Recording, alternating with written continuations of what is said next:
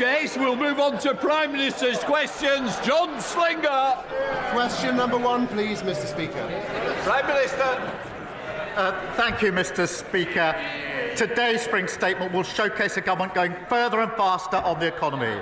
Greenlighting the Lower Thames crossing, investing £2 million for 18,000 affordable homes for working families, 60,000 young people being trained, the next generation of construction workers, and fixing millions of potholes. We're undoing a decade of stagnation, delivering jobs and opportunities for working people and securing Britain's future. Mr. Speaker, tomorrow I'll meet President Macron in Paris to discuss further our efforts to secure a lasting peace in Ukraine. And may I welcome the delegation from Bring Back Kids initiative to the gallery. The abduction of Ukrainian children is grotesque. And the UK will play our full part to bring them home. It's a stark reminder that any peace settlement must see Russia held accountable for their deplorable actions. Mr. Speaker, this morning I had meetings with ministerial colleagues and others. In addition to my duties in this House, I shall have further such meetings later today. John Slinger. Thank you, Mr. Speaker. Under this Labour government, NHS waiting lists are down 5 months in a row. Yeah. And the Hospital of St Cross in my constituency of Rugby is playing its part. But many of my constituents remain concerned about the long waits in A&E that they're experiencing, that we inherited from the Conservatives, especially those who have to travel to the General Hospital in Coventry. So will the Prime Minister set out how our plan for change to bring the NHS back into the heart of government will help us to support the front line, deliver better emergency care closer to the community that our constituents have long called for? Mr. Speaker, our plan for change already cut NHS waiting lists by almost 200,000. That's 5 months in a row during the winter months. The local trust waiting lists in his area are down 93%, and he's doing a great job for his community. We've already delivered 2 million extra appointments that we promised because of the record investment in the budget. The party opposite can't have it both ways. If they welcome NHS investment, they can't criticise raising the money to pay for it. Leader of the Opposition, Kemi Badenoch. Mr. Speaker, in 30 minutes, we will hear the Chancellor's emergency budget. Even the Home Secretary's husband calls it an emergency budget. As she scrambles to fix the mess she made last October. But first, let's turn to another government minister who is making a mess of her brief, the Education Secretary. Why did Labour MPs vote against banning phones in schools last week? Prime Minister. Because it's completely unnecessary. I've got teenage children. Almost every school bans phones in school. They do it already. We need to concentrate on what's really important here, which is getting to the content that children shouldn't be accessing. That's where I would genuinely like to work across the House, because I think there's a huge amount of work to do. But the battle is not with schools that are already banning phones in school. The battle, and this is an important emerging battle, is to work together to ensure that we can ensure that the content that children are accessing, wherever they are, is suitable for their age. Mr. Speaker, we can look at the content, but if the ban is unnecessary, then why is it that they've started a review? Just last week, his Education Secretary called a ban a bit gimmick, yet teachers and head teachers say the evidence already shows that schools that ban phones get better results. And he's wrong. Not all schools do this. Only 1 in 10 schools are smartphone-free. So will he U-turn on this? We need to ensure that all schools do this, but the vast majority do. It is really important that we focus on the battle we have to have with mobile phones, which is the content that children are able to access. And we need to ensure that that is controlled wherever they are. So it's a question of having the right battle on the right issue, not wasting time on something where almost all schools are already banning mobile phones. Kemi Badenoch. Mr. Speaker, I'm surprised that the Prime Minister would say this. His own government's evidence says that phones disrupt nearly half of GCSE classes every single day. Discipline is the #1 issue in many schools. Under the Conservatives, schools became twice as likely to be good or outstanding after going through our behaviour programme. So why did the Education Secretary abolish that programme? Prime Minister. Mr. Speaker, she talks about the record of the last government. Under their watch, a third of children started school without appropriate level development, and that is not being able to use a knife and fork. A quarter left primary school without the required standard of reading, writing and maths, and 1 in 5 was regularly absent. That's why we're pushing up standards, more information from Ofsted, transparency for parents, more interventions where schools need it. Mr. Speaker, he's not answering the question about discipline in schools because he doesn't care about discipline in schools. Everything he does is ideological, and his decisions are costing schools so much. The national insurance hike means every state school in the country has to pay more for teachers. The Education Secretary promised to compensate schools in full for the jobs tax. Why hasn't it happened? Prime Minister. Mr. Speaker, it was Labour that introduced academies. We pushed up standards. And this is not ideological. I'm a parent of 2 teenage children, both of whom go to a state school. So I'm vested in this, and it matters hugely to me. Nothing ideological about it. That is why we're driving up standards, as we always have done. Mr. Speaker, he didn't answer the question about compensating schools for the jobs tax. That is costing schools a lot of money. The CEO of the United Learning Group says the grant that they gave is 20% short. Some schools will face shortfalls of up to 35%. Can he guarantee that no teacher will lose their job as a result of his jobs tax? Mr. Speaker, it was this government at the budget that put a record amount into our schools, just as we put a record amount into our NHS and into our public services. We were utterly failed under the last government. But yet again, she wants all the benefits, the NHS, but she can't say how she's going to pay for it. That's what got us into the mess in the first place. Mr. Speaker, the whole House will have heard that he could not guarantee that teachers' jobs are safe. Not only is he taxing schools, he's also lowering standards. He talks about our record. I'll tell him what our record was. Under the Conservatives, English schools shot up the international league tables, while schools in Labour-run Wales, standards fell. Academy freedoms led to the biggest improvement of standards in a generation. But the Education Secretary is attacking them with her reforms. Can the Prime Minister point to any evidence at all, that these discredited academy reforms will improve school standards? Prime Minister.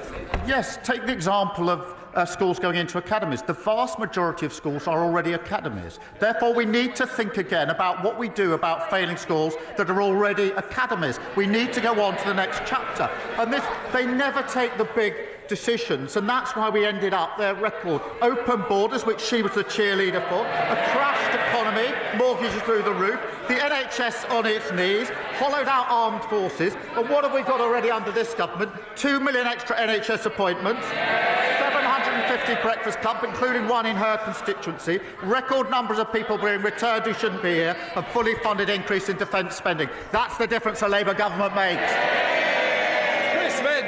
Thank you, Mr. Speaker. I recently visited Harlow College and saw the work they were doing, training the bricklayers and electricians of the future.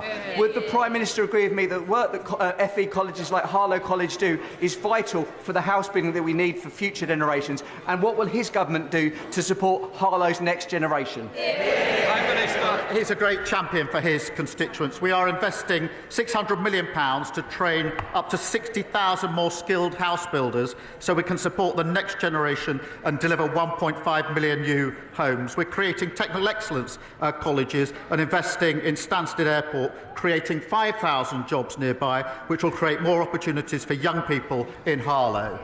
Leader of Liberal Democrats, Red David. Thank you, Mr. Speaker. The British drama Adolescence has shone a much-needed spotlight on the enormous damage being done by social media to the minds of many of our young people, especially teenage boys. We've argued social media giants should be much more toughly regulated and pay more tax so we can defend our young people from this harm. We've had disturbing reports that the government is considering scrapping the digital services tax and watering down Britain's online safety legislation to appease President Trump and his co-president, Elon Musk. So will the Prime Minister today categorically rule out both of these things and make it clear that he will guarantee that British laws on tax and social media will be written in this House and not the White House? Well, yes, of course, as he well knows. On the point he makes about online safety, it is important. There are new measures coming in the next few months which are very important under the Act, and we need to see whether we can go further on this issue, because there are concerns as to whether they go far enough. But will the laws be made in this place? Of course they will. Shred David. Well, I'm grateful for the Prime Minister's reply on the social media laws, but he didn't answer the point on the digital services tax, and we will come back to that. But moving on, Mr. Speaker, after President Trump's national security advisor accidentally added a journalist to a group chat that was discussing military action in Yemen, and given, I think, all the concerns that we share about President Trump's relationship with Vladimir Putin and J.D. Vance's insulting disdain for Britain and our armed forces, will the Prime Minister make it clear that he will order an urgent review into the security of the intelligence that we share with the United States? Yes. Mr. Speaker, we work with the United States on a daily basis, and I think the honourable gentleman would like to think of himself as sort of reasonable, and when he's not jumping in Windermere, quite serious. But unpicking our relations with the US on defence and security is neither responsible nor serious. So, judges. Thank you, Mr. Speaker.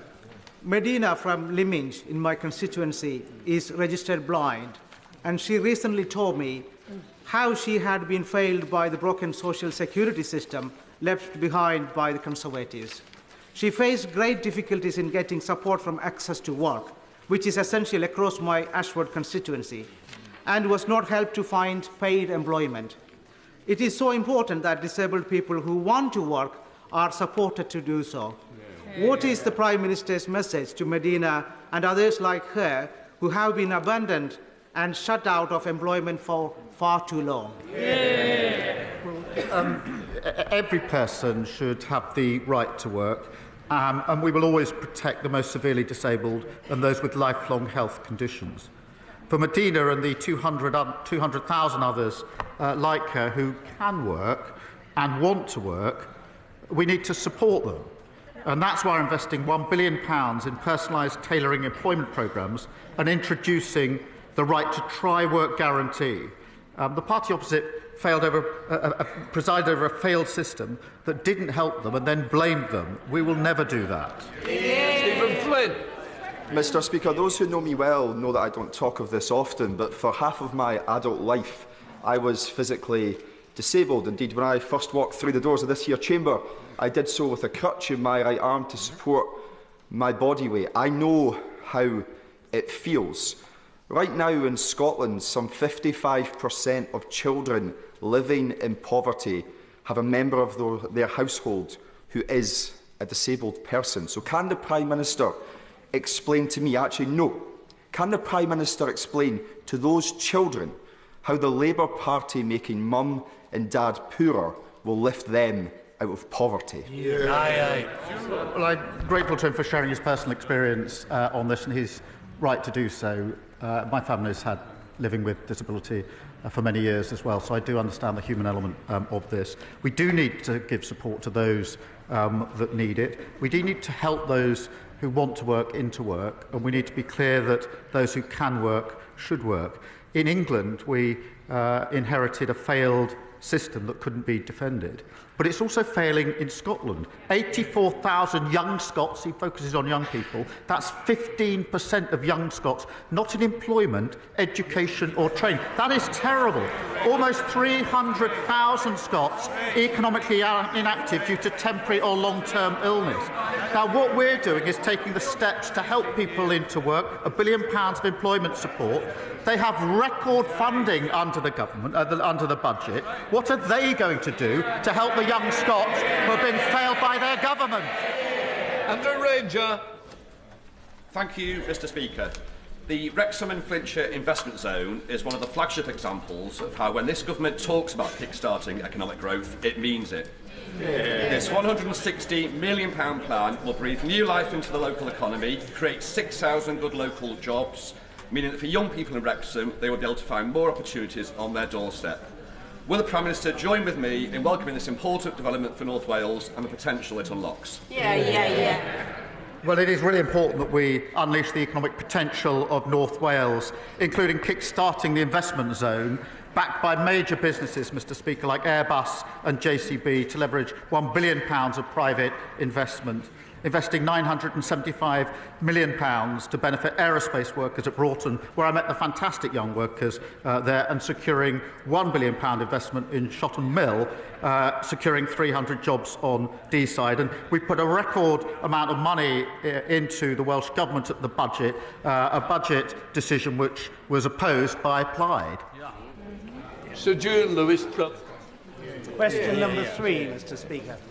Prime Minister. The Right Honourable Member asks about shale gas. There are very real economic and environmental consequences to fracking, and communities have clearly said no.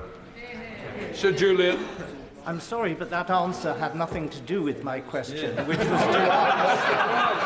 to ask why the government are ordering the permanent sealing of Britain's only 2 shale gas wells. The government is perfectly entitled on environmental grounds to not exploit such wells in normal conditions. But does he not recognise that in a desperate situation such as an international conflict where other sources of power were cut off from us, taking a decision now to concrete these things over so that a future government could not use them is an extremely irresponsible and reckless decision? He knows there are real consequences of fracking, as I've set out. But what we need to do to secure our independence and lower bills and the next generation of jobs is move at speed to renewable energy. And that's why I'm pleased there's record investment coming into renewable energy so that tyrants like Putin can't put his boot on our throat. Now, if the party opposite don't want to support that investment, they should say so. Kemi Badenoch. Thank you, Mr. Speaker. Would the Prime Minister join me in thanking colleagues from across the House and the excellent clerks and staff who have spent the last few months working on the Assisted Dying Bill Committee? And would he agree with me that if the law is to change on assisted dying, it's extremely important that it is implemented as soon as it is safe and practicable to do so? Can I congratulate all colleagues working on this bill and taking part in the debate? It is an important issue on which there are different views across the House and within parties. The bill is a matter for the House, but it is the government's role to ensure every piece of legislation that passes through Parliament is effective and workable. So we will continue to work with my honourable friend as the bill sponsor to do that. In the same way, Mr. Speaker, we would for every private member's bill which passes second reading, and if Parliament chooses to pass this bill, the government will implement it in a way that is safe and practicable. Bradley Thomas. Thank you, Mr. Speaker. Acorns Children's Hospice provides compassionate care to very young cancer patients and their families across Bromsgrove and the villages, yet it faces a staggering £416,000 increase in national insurance contributions as a result of choices made by this government. With no exemption for hospices and no uplift in non-capital funding, this means that the charity will have to draw from charitable donations made by the public, and this will affect frontline services. This is not right. Will the Prime Minister take this opportunity to right this wrong and exempt hospices from this tax? we are investing £100 million for adult and children's hospices to improve facilities, equipment and accommodation, as well as £26 million in funding through the Children's Hospice Grant. But their cries and moaning would have a lot more value if they started their questions with an apology for crashing the economy in the first place. Jacob Collier. Thank you, Mr. Speaker. Roads in Burton, Uttoxeter and across Staffordshire are littered with potholes. Local people are forking out thousands because of the Conservatives' neglect and incompetence. And that's despite this Labour government giving Tory Staffordshire County Council £39 million to get the job done. Does the Prime Minister agree with me that the people of Staffordshire deserve better than roads with more dimples than a Staffordshire oatcake? Prime Minister. Look, he's right. Potholes are a real nuisance. And if you're using your car for work or your van and you hit a pothole, you're looking at a bill of several hundred pounds, which is unbudgeted for so many working families. That's why we're handing the West Midlands Combined Authority an additional £8.6 million to help repair their roads, part of a record £1.6 billion invested across the country. On top of that, Mr. Speaker, every council must now publish how many potholes they've filled so we can show that we're making progress and that we're delivering something that didn't happen under the last government. John Cooper. Mr. Speaker, thank you. When he was Director of Public Prosecutions, the right honourable gentleman would not, I think, have sat comfortably in the cabinet of Prime Minister Cameron. But incredibly, in Scotland, we have a situation where the head of prosecutions there, the Lord Advocate, does sit in cabinet. This has been thrown into sharp focus lately with a police probe into the finances of the SNP. It's further been thrown into sharp focus because ultimately, although not personally involved, the Lord Advocate does ultimately sit at the head of the investigation into the former First Minister, Nicola Sturgeon. She faced potential criminal charges. This situation has been created by the SNP. They will not fix it. Does it sit with this House to amend this situation?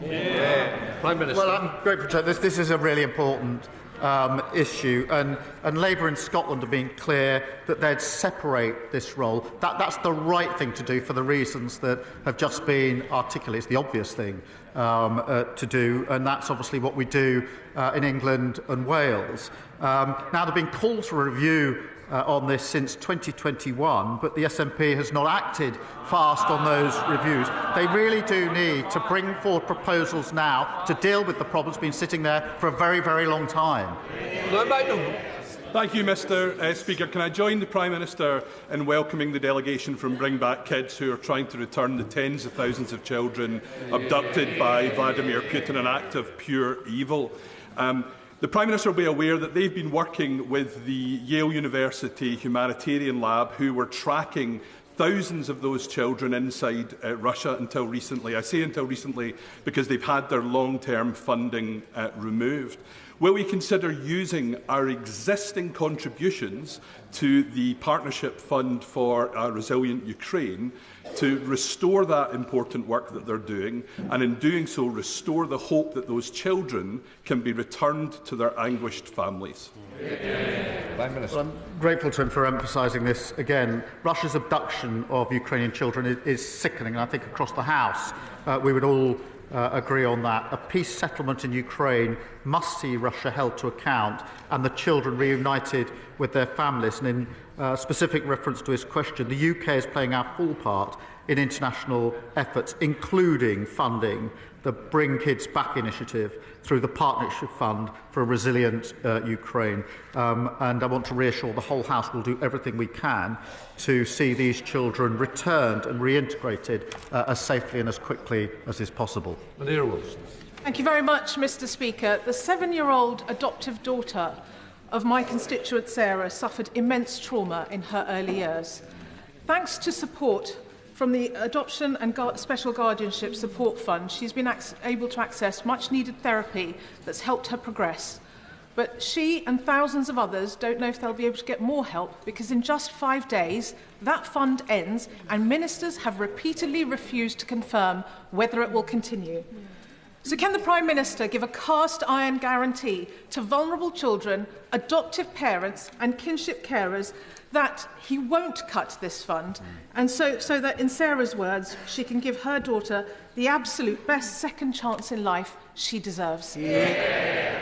We will set out details just as soon as we can on the basis of the principles that I set out earlier. The scheme overall, in terms of welfare, is not defendable on terms, but it must be a scheme that supports those that need it, and the details will be set out. Thank you very much, Mr. Speaker. While our nation was being engulfed last year by racist riots in Slough, Christians, Hindus, Jews, Sikhs, people of faith and no faith openly declared that if anybody tried to attack a mosque in our town, we'd stand in solidarity with our local Muslim community to protect it. However, since then, many have become more fearful with a rise in Islamophobic attacks, including this month at a mosque in Aberdeen. So can my right honourable friend, the Prime Minister, confirm to the country what steps is the government taking to tackle such hate crime and promote community cohesion so that those seeking to divide our British society are not allowed to succeed?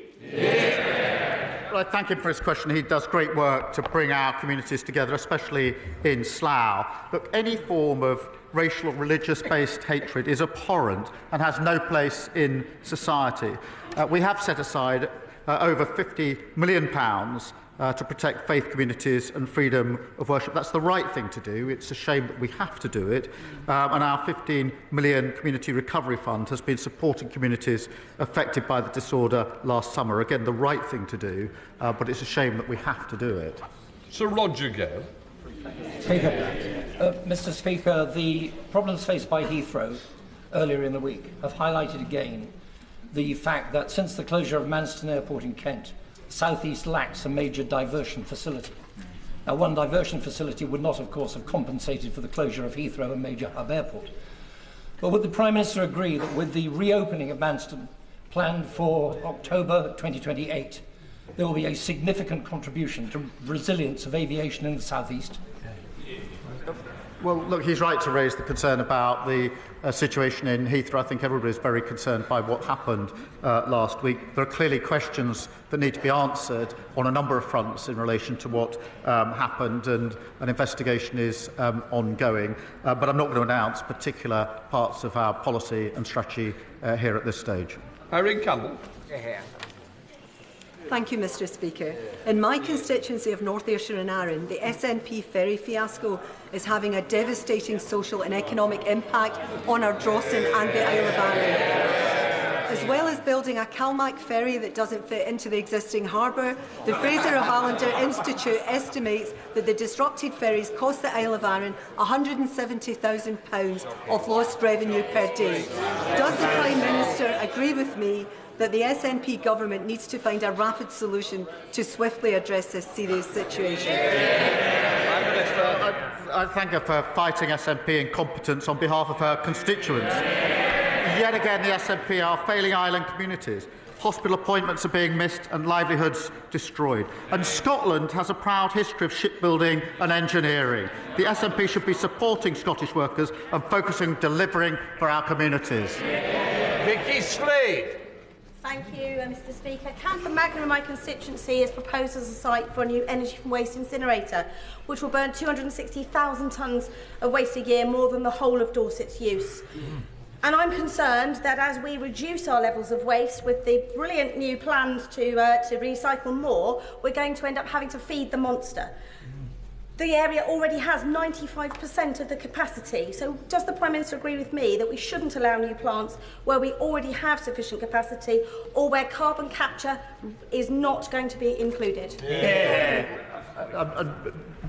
I hope she'll forgive me. The details of the particular incinerator she speaks of, I don't know the details. I'm not across that. But I will make sure that she gets an answer to her question in written form as soon as possible. Chris MacDonald. Thank you, Mr. Speaker. Can I commend my right honourable friend for his leadership on Ukraine, showing that the UK is once again at the forefront of protecting democratic freedoms? Does he agree with me that as our defence spending increases, we need to support our supply chain companies to increase their capability, creating good jobs and apprenticeships in places like Stockton North and across the country? And will he meet with me and our Teesside Defence and Innovation Cluster that I've established, which is helping to create that new defence capability for the UK?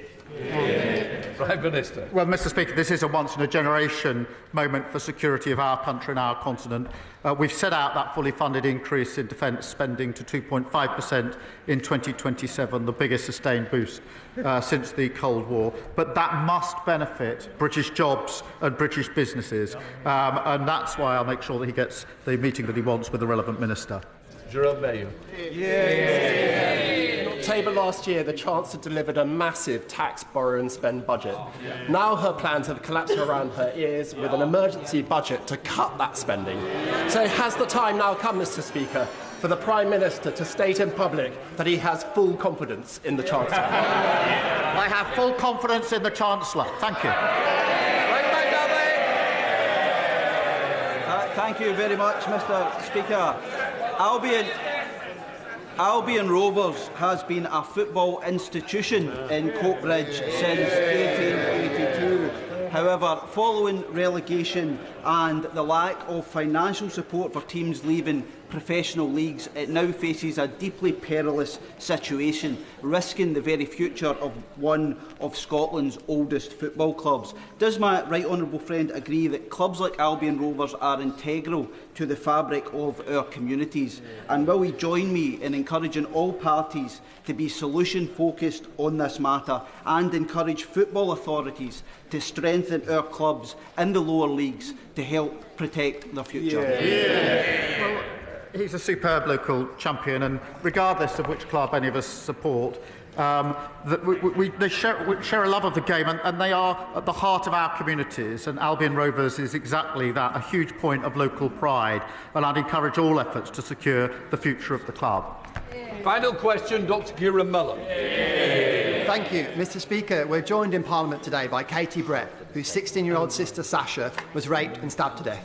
Aisha Hussain, whose cousin Jan was killed by a sex offender and stored her body in a freezer. Paula Hudgell, whose adopted son Tony lost his lower legs as a result of child cruelty. And Becky and Glenn Newens, whose daughter Violet Grace was killed by a hit-and-run driver who spent barely more time in prison than she was alive. Supporting them are Jeremy and Susan Everard, who received justice for the murder of their daughter, Sarah, but who know too many others do not. They've come together to say with one voice that it's time for us to start ensuring sentences truly deliver justice for victims and their families. Would the Prime Minister agree to meeting with them in future to hear their stories firsthand? Well, can I thank him for raising this issue? The courage of these campaigners after simply appalling cases is astounding, and I find it humbling. I'm pleased the Minister for Victims will be meeting the group, I think, today, and I look forward to meeting them in the future, because we must prioritise victims and make sure sentences punish offenders and protect the public. So thank him for raising this really important set of cases. That completes Prime Minister's questions with that front bench changeover.